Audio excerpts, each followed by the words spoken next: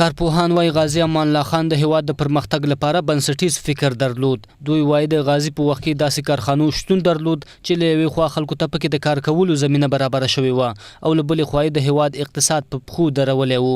د کارپوهانو په وینا د سیمې هیوادونو په ځانګړي ډول برتانیا په دې لټه کې وه چې څه ډول وکړی شي د په وړاندې خنډونه رامنځته کړي چې په ترڅ کې یو شمېر خلک په مختلفو نومونو د غازي امان الله خان په ضد راوپارول او نوموړی وطن پرېښودو ته اړ کړ. ولې د سره یو عجیبه فکر و عجیبه فکر ټول دا و چې څنګه خپل وطن خپل ولس د پرمختللو او د سوکاله هیوادونو په منځ کې ولسونو په منځ کې ودروي. کله چې دی په اول ځل باندې واک هم نیسي خلکو ته همدا وي چې و خلکو ویښ اوسئ چې خپل هیواد او د خپل دولت د ساتنې لپاره کار وکوئ فعالیت وکوئ.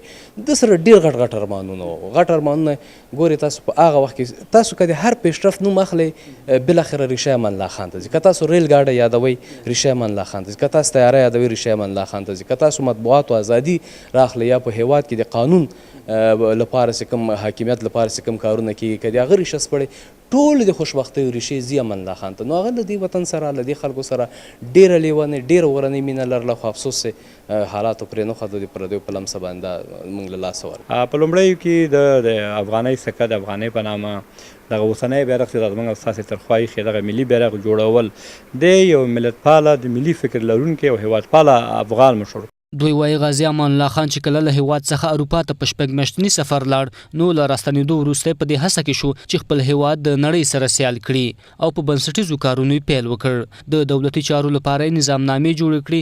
اساسي نظامنامه ترتیب تصویب او نافذه کړه. خلکو ته قانوني ازادي ورکړه. ښوونځي او درس ځایونه یې تاسیس کړل. مطبوعات یې پراخه او په ټولو ولایتونو کې خواره کړل. نو هماغه اوس قراردادونه امضا کوي د صنعت په برخه کې د فرهنګي مسایلو کې د اقتصاد په برخه کې نظامي برخه کې. نو دا دغه شی یو سفر و د افغانستان لپاره ډېر ګټور. اما متاسفانه د دغه سفر په خلا کې څه کوم مشکلات دلته رامنځته سول. هغه دښمنان چې په کمین کې ناست وو هغوی له دغه موقع نه چې دی نه و تر یو حده پورې اعظمي استفاده وکړه. نو هغه سره خو د ژوند په ټولو ډګرونو کې هم په اقتصادي برخه کې هم په تعلیمي برخه کې هم په ټولنیزو برخه کې هم په فرهنګي برخه کې برنامې وي او تاسو پوهیږئ چې تر ټولو زیات قوانین دغه په وخت کې او نظامنامې دغه په وخت کې تصویب شوي دي. نو دغه قوانین چې هغه وخت مهال تصویب شو تصویبېدل موخه او غایه دا وه چې دا به په دې خپله ټولنه کې تطبیقوي او د دې تطبیق له لارې نه به افغانستان د نړۍ د سیالانو سره سیال کوي. غازي امان الله خان په نړیوال سیاست کې هم په دوه اړخیز درناوي او ګټو ولاړ سیاست لاره. نوموړی د ازادۍ د جګړې له پیل سره سم د افغانستان په رسمیت پیژندلو لپاره روسیې اروپا او امریکا ته استازي واستول او د همدې سیاسي تدبیر په فشار انګریزان دې چمتو کړل چې د افغانستان خپلواکۍ ته غاړه کیږدي. د خپلواکۍ دغه ویاړلې ورځ هر کال د هیواد په ټولو ولایتونو کې په شانداره مراسمو سره لمانځل کیږي.